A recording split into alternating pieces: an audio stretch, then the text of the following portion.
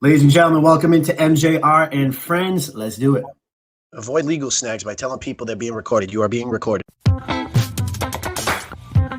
literally when I tell you 3 days, I'm just...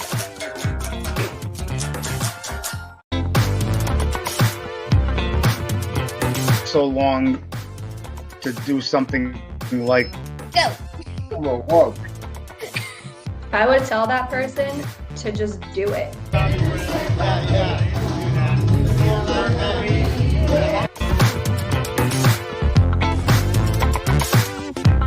right. We are back here, MJR and Friends. Today we are with Ahmos Diaz. He is the owner and runner and myth, the legend behind Truth Marketing Studios. Ahmos, how are you today? Good. Thank you, Michael, for having me on the live here, man. I truly appreciate it. Absolutely. I'm looking forward to hearing your story and your inspiration for other people, and I'm looking forward to it. You can check MJR Friends out on YouTube. Give it a like. You can comment. You can subscribe. Set the alert button for notifications. Whatever you want to do, or do nothing at all. It's completely up to you. Whatever support level you want to give, that's completely up to you. You can check our website, MJR Entertainment. That's my DJ company too. You can check that out. And then MJR Podcast Family's on there as well with all of our podcasts, Studs Podcast, MJR and Friends, Dad Podcast with Will, and Meet Up with Mila. A bunch of different podcasts on there. You can check those out. And we can find Truth Marketing Studios at Truth Marketing Studios on Instagram and on Facebook. Let's get right into it. First 3 questions I like to ask you: who you are, where you're from, and what in the world do you do, Ahmos? Awesome. I'm a man of many trades. Again, I'm Ahmos Diaz, and I'm CEO, founder of Truth Marketing Studios. And Truth Marketing Studios is a video marketing agency located in serving the greater Boston area. So essentially, I have over 10 years of experience in marketing. My background goes way deep in broadcast journalism and also in video production as well. So I kind of wanted to combine the two worlds, and one from my past and one that I'm presently doing and marketing. And I said, that's fun for me, right?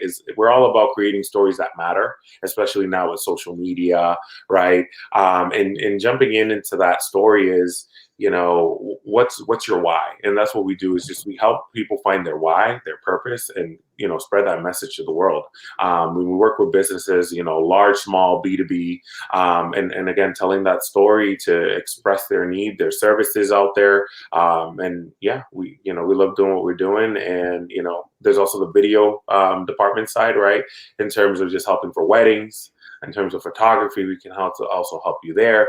And then we also do, maternity videos, which is a weird thing because people are like, wait, I can make a video of my maternity. And we're like, yeah, man, we can just tell you that story. And, and again, it's just a good memorabilia that people can have.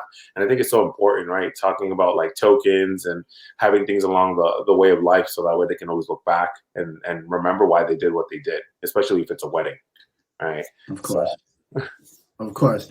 Let's talk about, obviously, like people get inspired to do things, and a lot of it comes from childhood, teenage years. So talk about that. Like what inspired you maybe early on, or what did you do during your teenage years that led to this point? Oh, absolutely. Ever since I was a kid, I was a weird kid. Like I was so into movies, I got all the VHSs, Disney, you name it, Marvel, the whole thing. Like I just was so interested in filming, the story making, the story. And then one thing I always got, and my mom would always ask me this. She'd be like, so what did you get out of that content, right? And I said, man, I never looked at it like that. What am I getting out of this content? What's the thematic message that I'm getting it? And then, I started looking back at all my VHSs, and I'm like, all of these have a story.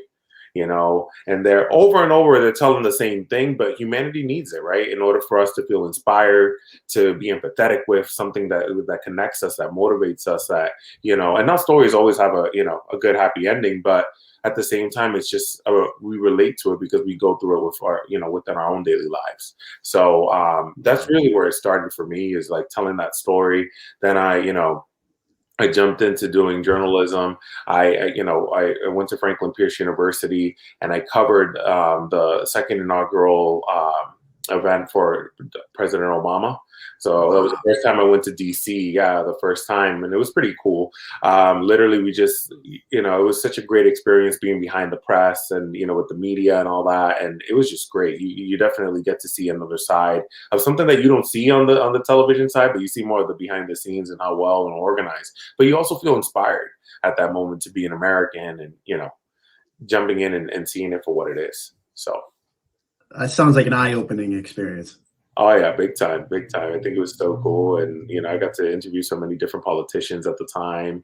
So it was just great. It was a beautiful experience, meeting great different people and connections within networks at that time, and yeah, here we are. And then I jumped into, got my master's at Emerson College in integrated marketing communications. And I wanted to pursue marketing because, I got tired of the 5 a.m. calls of being a reporter and being like, hey, it's time to wake up, and we gotta tell a story of something that's happening, 45 minutes out and all that stuff. So at the end of the day, I still like it. I still miss reporting. I love hosting. I love, doing my general entertainment stuff. So yeah. That's awesome. A couple of quick points I wanted to make from what you just said. The first one is, what else made you a weird kid? Was it just the movies? Oh, was it just a movie? I just think that I was more to myself. I was less of an extrovert. You know what I mean? I was like action figures, video games, playing sports. I was just that kid. Like, I was just like, everybody knew. They're like, oh, that kid's a saint. It's like, I was just like, I meant no harm, no foul, and I was just like more to myself. But over through life, I was challenged in terms, right? We all have our come up story. My mother was diagnosed with multiple sclerosis, so I had to grow up early, right? I didn't have that normal transition of childhood to puberty. I had to just really grow up in that time and really just kind of, build myself up and build my career. I was working 3 jobs to help, pay a mortgage. We were renovating the house at the time. My father was, a janitor at the time as well. And, we were just trying to make ends meet. And so me going to school, working, my mom dealing with, her multiple sclerosis and just really kind of getting into that. I think that just motivated me to be more resilient in life and to handle things coming my way from that point of view. And just kind of just be strong-willed and be assertive and just kind of go and go with the flow and take charge of your life, and then in the meantime, of dealing with all that, right, and being a caretaker, navigating through depression because I'm not here to sugarcoat the journey. Navigating with depression, within herself, my mom and my father and myself, just kind of us three looking at it back at like a 360 point of view. It was like it was tough because we didn't know how to navigate, we didn't know how to challenge it. How do we go around it?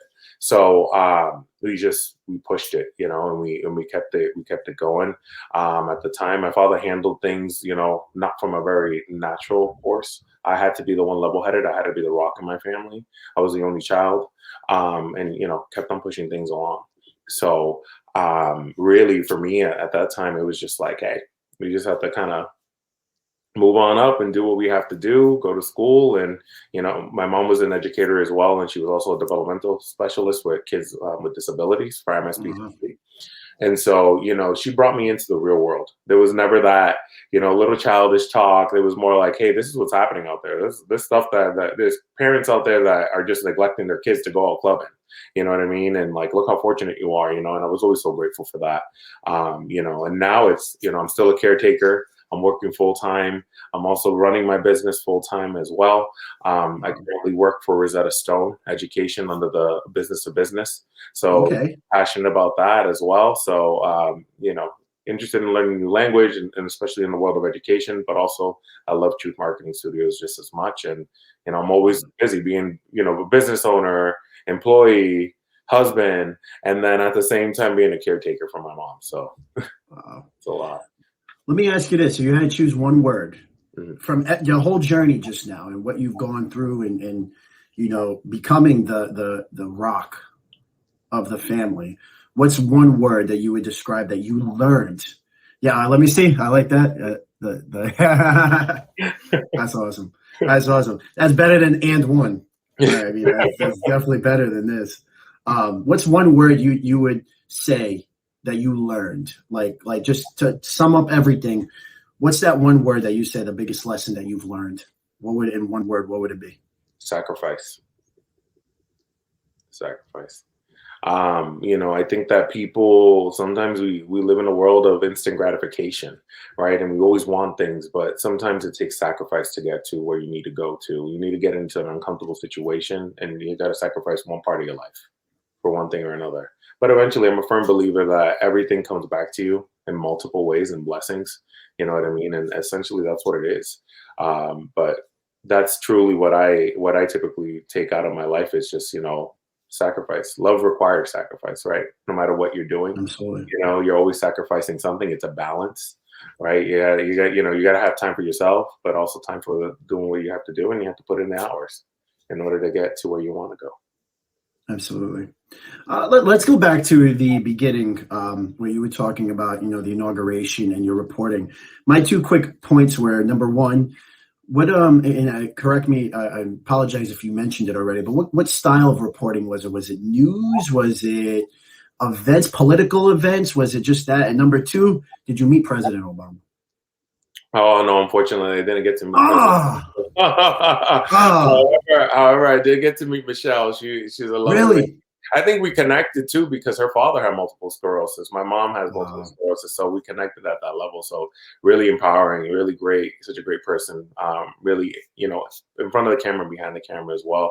But at that time, I was just doing news in general, right? Jumping into meteorology. But for that specific event, it was more for an event, news related, very political, and I was doing it from Franklin Pierce, which had a Marlin Fitzwater Center of Communication.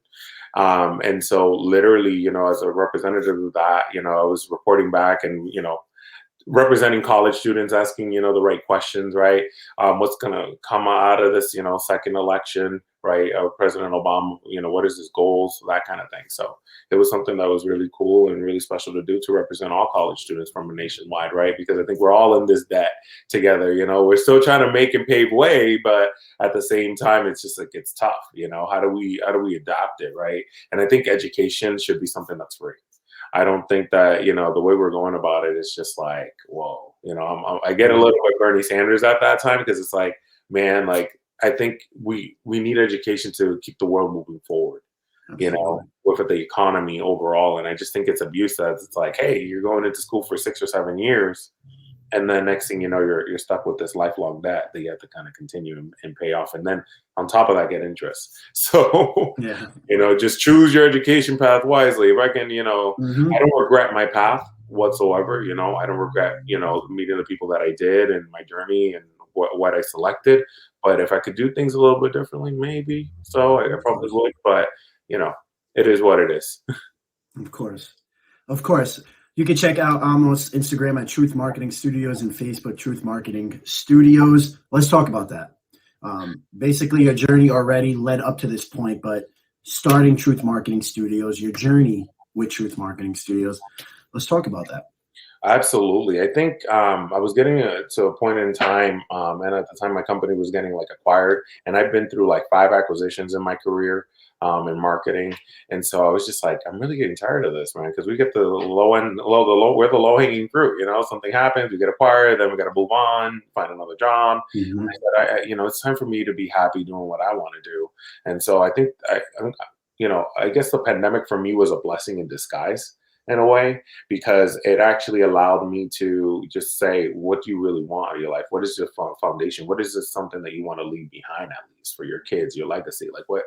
That's how I was kind of looking at it at the time. And I said, well, if I can have a small business, I'll be happy with, Truth Marketing Studios and doing marketing and video work at the side, because at the same time, video allows me to be creative and then marketing allows me to be strategic in terms of the communication, right? Whatever the client may need. We offer websites, video commercials, branding, marketing strategy, you name it, just to help you out for your business, digital marketing. And you'd be surprised, there's a lot of small business owners that just don't know how to go about it. And we really just kind of navigate them through a path, and we just say, all right, what are you looking for, right? Are you asking yourself these valid questions about your business? Where do you see your business? What is your purpose, your goal? What is your 5-year plan? And you'd be surprised that some of these owners don't even have that. They're like, No. I'm not even thinking that far. And I'm like, well, you should, right? How do you represent your brand? What is your story, right? Who are you specifically looking to target? And they're like, everyone. And I'm like, but essentially there's got to be a certain type Niche. of persona that you have to go after. For example, Nike says they're for everyone, but you know for a fact that they're going after people that are athletic. Just do it, that are motivational, that are going to do it. So that's why I kind of tell that to people. It's like, what is your brand really going after? Who they're going after? What are the buyer personas that you're looking for? And just kind of walking them through that process and that journey, in order to find their truth, in order to share their brand and their story. Wow. That's why my big tagline is really creating stories that matter, right? Whether if it's through video, through marketing strategy, right, through their overall business, is to help them out and realize that. I like to ask everyone this: what are the resources? And you could cut it down to 3. You can give all of them, whatever you want to do. What are the resources that you have used to be where you are? And these can be great books that you read. YouTube. I mean, YouTube is the best thing out there. I mean, it's free, other than the ads are getting like really annoying all of a sudden. But other than that, it's free. It's a free university. It's there for you. What are and even people. So what are resources, a couple of resources that have made a dramatic impact on your life, that have changed your life and continue to impact you as time goes on? Absolutely. I think LinkedIn, number one, right? That social platform, being connected. I got to get on there. No. I'm struggling with LinkedIn. You want to grow your career, you want to grow your business, LinkedIn. There's so many webinars, there's so many other companies out there just promoting their stuff and promoting good content. You know what I mean? And what's good content is whatever you think is good for you and your business, right? I'm always looking at the marketing seminars or webinars, the events, and really just going out there and just kind of, pushing the agenda of saying, hey, here's Truth Marketing, here's what we're doing, you know what I mean? And also meeting people from a professional standpoint, what I do professionally on my 9 to 5. So that to me has been a number one resource for me. And then, that's how I got connected.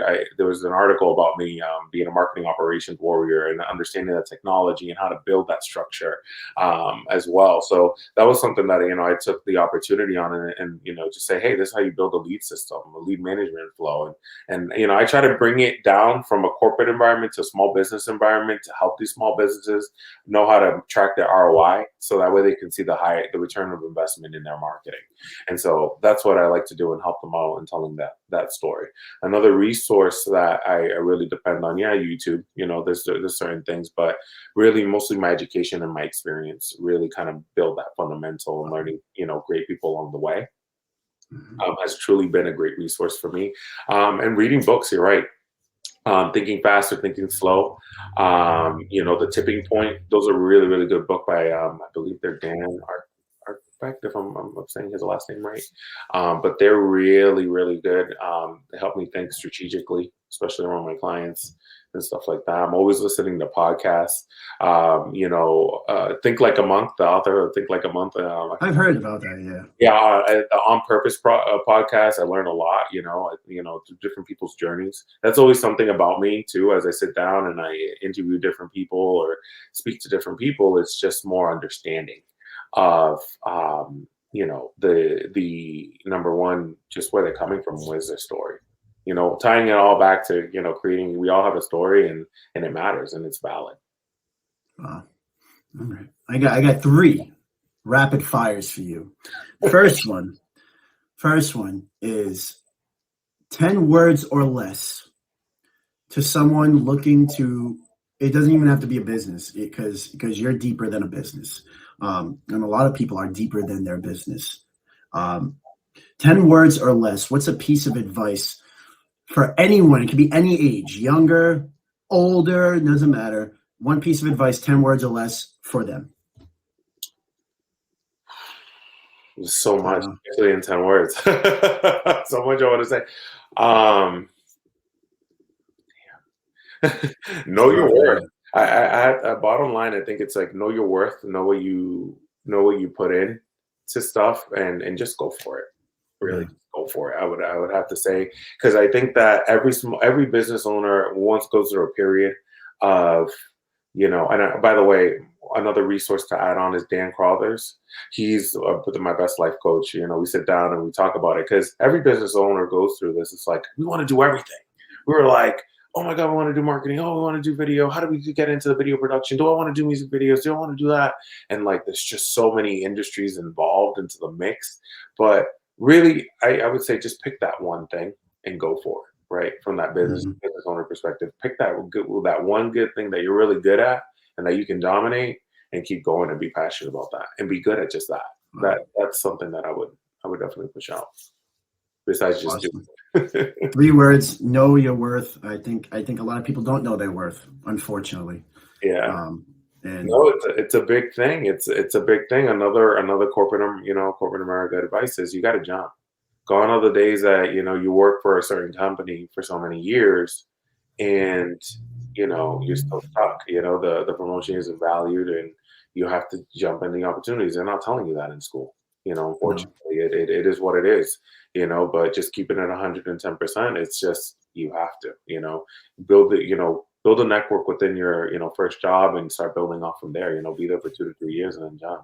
2 to 3 years and then jump. Absolutely. And just keep it going. I talked with I did an interview the other day. It's going to be released soon with Tim McCone from NBC 10, and he's on the Sports Hub. And that was one of the big things I asked him: how important, especially in the industry of and you have a background in journalism. He does the radio, sports radio, all that stuff. And I asked him how important it is to network and to have connections. I use connections in a good way, not bad connections, but good connections with people around you. And he just stated it. It's just like you said, it is anywhere, whether you're in a job, a 9 to 5, having connections will help you in any area. Yeah, no, and I think this. I don't know. I hate when people say networking.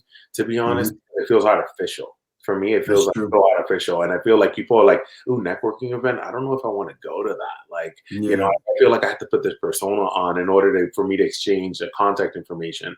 How I look at it is building genuine relationships with people. And it all starts, the foundations of business, whatever you decide to do in life. With that networking is just more about building a solid relationship with people genuinely. You know what I mean? Even if it's a small detail, remember something, you know what I mean, and care for it, mean it, you know what I mean? I think there's a lot. I think we get overwhelmed, but you'll start noticing the conversations that stick out the most to you. You know what I mean? So that's how I feel about networking. When people are like, "Oh my God, I'm judged if I don't do this or do that." Just be yourself. At the end of the day, just be yourself, go with the flow, and and build genuine relationships, because at the end of the day, you're going to attract the people that are meant to be in your life. So Definitely. All right. If you had one question that I didn't ask you and you'd like to ask yourself right now, what would that question be? What would the answer be? Oh, that's a good one. I think you covered it. I think you covered it all. Damn. So I guess one question, for me that I would answer, where do I see my business within the next 5 years? Hopefully a fully grown marketing agency where I have multiple staff. And I just want a small staff. That honestly, I just really want a small staff that, so it's culture driven, culture is everything. I want people to feel relaxed. I want people to have fun doing what they're doing, and helping people tell those stories. So that's really the goal for me. Where do I see my business in, the next 5 years? And it's just that, having a small agency, whether if it's remote or whether if it's in person, right? I think that it's something to really consider and push it. So achieve. Anything is possible for sure. Anything in life, as long as you put all your hard work and dedication for it. It might not happen that year. It might not even happen in that decade, but eventually you'll get to where you want to go. This is the Ahmos Diaz show now. If you have one question for me, what would it be? So the host. All right. Okay. All right. So I'm going to go deep here. You know what I mean? So,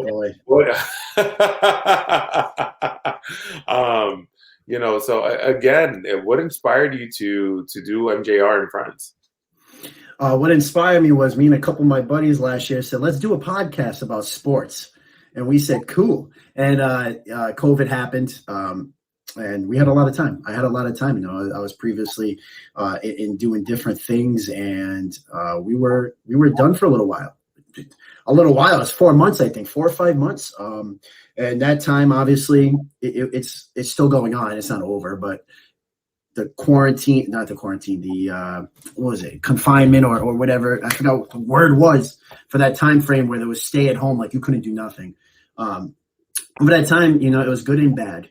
It was good for the fact of having a lot of time to think and a lot of time to plan things, and that's what made me continue to pursue my business with DJing and putting ideas together. And we had a lot of time for podcasting. And obviously, we all know the bad part, and that's the disease and the virus and all the lives it's affected. But in terms of developing myself and for a lot of people, it was a somewhat beneficial time. And we had a lot of time when we put together the podcast, and at first it was just going to be sports and music. And obviously you couldn't tell I am big into music. I don't know if you could tell, but that's what it was going to be about. And then, we did a couple of interviews early on with just a couple of people that we knew, like close friends. And I'm like, this is fun. And then I quit. I didn't want to do it for like 4 months. I was done with it, 3 months, whatever it was, took a break. I was done. And a couple of people I asked, like, what happened? Up to your podcast. I'm like, I'm just kind of done with it for now. And then I forgot what happened. I think the Celtics lost in the playoffs, and I was heated. And I got on here and I did like a 10-second episode, and I'm like, I missed this. And then MJR Friends grew out of it. I wanted to interview local people and business owners and stuff. So that's what happened. Oh, that's awesome. That's awesome. See, like the pandemic helped reshape your mission, your goal of your whole podcast. So that's awesome, man. Absolutely, yeah. How that worked out in your favor. So if you can describe your come up story in one word, what would it be? My what story? If your come up story, right? My come up story. I'm reversing that question now. You are. Yeah. It's different being on the opposite side. What is that one word? Oh, the one word, my come up story. I would say it's tough when you ask these questions. It's tough to be on the opposite side. One word for my come up story is adjust. I've gone through career. I had a career path that I was previously on. I thought I was going to continue on, but I adjusted and went on a different career path. Friends. I've adjusted to different friends over the time. I've adjusted from, I want to be the most popular kid, I want to have all the friends in the world, to I'm adjusting to having the close, intimate friends that provide value to me and that we're going to grow together and do things. So I would say adjusting my body, being overweight. I was never athletic until recently, like maybe once I turned like 15, 16 years old, finally started losing weight, being able to move, best shape of my life right now. Like that's what it was. Adjusting. I would say adjusting to people, adjusting to environments, staying away from toxic environments or people trying to drag you down. That's what I would say. Adjust. Yeah. I call that growth. Or growth. I think honestly, that's where really we all go through that phase. You know what I mean? Like eventually, right, when we're moving into, that whole high school to college, and then from college post, right, the professional life. There's always these transitions. I always tell people, like, in your 20s, enjoy it. Enjoy your 20s. You know what I mean? That's the time for you to discover who you are, who you want to be, and create that legacy. Start creating that legacy for yourself and just enjoy it. You know what I mean? And same thing for 30s. It's just never too late. You know what I mean? So life is always about that journey of like where you're going and how you're taking it. So absolutely. Yeah, I like that word. Adjust. I like that word. Yeah. No, those are good questions, man. It felt good to be on the other side for one. And by the way, if you haven't noticed, we added the website down below, www.truthmarketingstudios.com. You can check them out there. We got a couple minutes left. I've learned so much from you today. And one thing I learned about you so far is you're elaborate, and you're very good with conversation and talking, and your story is amazing. And you do a very good job of communication. And I can tell that's one of the communication is one of the most important things, if not the most important thing to being successful in anything, and you're excellent at that. So this podcast is for me to learn too. That's not just me. What do you do? Why do you do it? Why? Like it's just not. I'm learning too. I take tips and stuff and from everyone. So thank you so much for coming on. We have a couple minutes left. Quick. I always like to end with a little game. It adds a little twist to everything. You have no clue what it is, but it's called Name That. It's time to play Name That. Today we're going to do a little hybrid in the theme of this week's episodes, which you'll see probably. By the time you're watching this could be 2030. So, but the theme of this week's episodes was Name That 90s Nickelodeon Show. Oh, So, and we also talked about the Celtics a little bit before. Like you grew up watching them, so I'll throw in some Celtics players. But here's what's gonna happen: I'm gonna pop a picture on the screen, and you gotta tell me what cartoon it is. It's all cartoons. I didn't do none of the live action. I'll do that next time. But we did some cartoons. So let's start off with it. Bam. Hey Arnold. Too easy. All right. Good. Hey Arnold, Gerald. I think Helga. Forgot the other kid's name. Bernie. Yeah, Bernie. Yeah. All right, you're 1 for 1. So far, so good. All right, let's move on to this one. Oh my God, Rocket. I know one of the characters is Rocket. God, why am I blinking out at this? Not rock stars. Reggie. I do remember one of the characters is Reggie. You got the characters down, but you got the name, so that is incorrect. Rocket Power. Rocket Z. I was like, I know it was like Rocket something. I'm like, the best theme song. One of the best themes. I was about to say the Wild Thornberries. I'm like, oh no, that's funny. I used to love that. That was all right. We're gonna go. I got a couple harder ones now. All right. What's this one? No one has gotten this one. Oh no, because it's the monsters. Something about monsters in their title. I remember Mini Monsters. Nope. 5, 4, 3, 2. I'm lost. You got me here. This is called Real Monsters. See, I knew it was like I remember the title was something monsters. Yeah. I just didn't recall. Like I don't even remember that one. I really don't. I must have not watched that. All right, 2 more, and then we'll throw a quick hybrid one into there. Not Doug. Oh my God, I know this one. Same creators. I think they created this one too. Rough puppy. Rough puppy. No, oh my God, that is way off. Incorrect. Oh my God, incorrect. Man. This is Rocko's Modern Life. Yeah, so I went on R. I was like, damn. Yeah, you did good. That was close, but unfortunately, you have to get the whole name on this show. So you are 1 for 4 right now. Jeez, I know my wife will be disappointed in me. You are at 25%. I hope you get this one because this is my favorite cartoon of all time. Please, don't mess it up. Yes. That up. Yes, best cartoon. I love it. I hope they never redo it. Like, I want it to stay the way that it is. Like Coming to America. Don't redo it. I know, right? Just did you watch it? Yeah. I made it through halfway. And here's how I feel with like filmmaking and all that. I'm glad that they're doing all these superhero movies and all that, but you know what? Do it right. You know what I mean? Like give it justice. And I get very picky with it. And also it's like leave it there, right? We all know that that's like that level of collection. Like we don't want to beep an original. You know what I mean? You just want to keep it there. Create your own originals. It's okay. You know what I mean? I feel like we create that like generational like crossover. And it's like it's okay to be an original and be different and create something new for the new generation, right? Something a little bit better, right? In terms of that, but it's tough. I saw when it popped up and it said PG-13. I said, no way. I said, oh my God, this is not going to be as good. I mean, I wasn't expecting it to be as good, but I was like, this is not going to be good. And then it cut out halfway through the movie. Like my connection went down. And I looked at my family. I'm like, I'm bummed. This sucks. I'm like, this is awful. And it put the first one will never go to shame. Like that's a cult classic. That's my favorite movie. Like it's amazing, the first one. But like seeing that second one now, like I'll never get that out of my head. Oh yeah.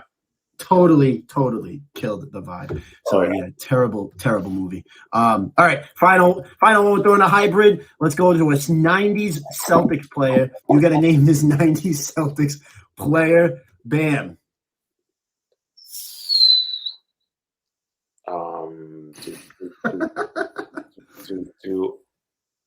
Why do I want to say Michael? But I don't know why, because it's not Michael. It's not Michael. It's not. Definitely not. Darn it. What the hell? Now you really tested my childhood right now. Oh yeah. Damn it. Can I call a friend? I'll give you a hint. Last name Brown. And it's not D Brown. And it's not Jaylen Brown, obviously. Oh no. Now you Bobby. Bobby Brown. Oh my God! No, it's not Bobby. It actually kind of looks like him, though. I know. His face kind of looks like him. And this is Kedrick Brown. I knew it. I had it. I had it there. Like, I don't want to say it's Kedrick, but I was like, is it Kendrick? He averaged like 3 points a game in his career. Total bust. But shout out to Kedrick. Hope you're doing well. But yeah, so today, Ahmos, you ended with a whopping score of 2 out of 6, which is I like think 30%, something like that. Yeah. No, even 30%. So that's okay. That's better than a lot of people. Some people have gone on over to like 10 on here, so not too shabby. Actually, that was pretty bad, but it's okay. But that has been Name That. It's time to play Name That. Ahmos, I want to thank you so much for coming on today. I had a blast. I learned a lot about your journey, and I look forward to seeing your business grow and on Instagram and all that stuff. So thank you so much for coming on today. Where can we find you? Oh, you guys can find me anywhere. I'm all over the internet, plastered over the internet. But really, you can find me right serving the greater Boston area, right, headquartered at Burlington. And like I said, we're here, we're there, and we could do remote meetings, hey? So yeah, just let me know. Again, Instagram, Truth Marketing Studios. Give us a follow. Facebook, give us a like. Again, Truth Marketing Studios. And then, of course, our website, find out a little bit more about us at www.truthmarketingstudios.com. And again, thank you so much, Mike, for your time. Thank you for allowing me to use this platform to be here. And thanks for getting to know me, man. This is great. And definitely looking forward to this partnership.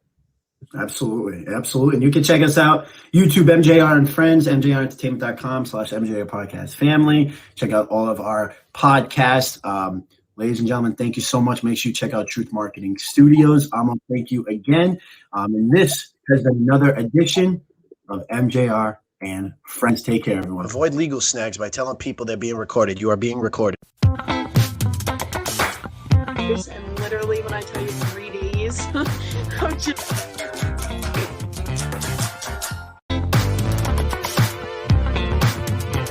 So long to do something like Go. whoa. I would tell that person to just do it. Yeah.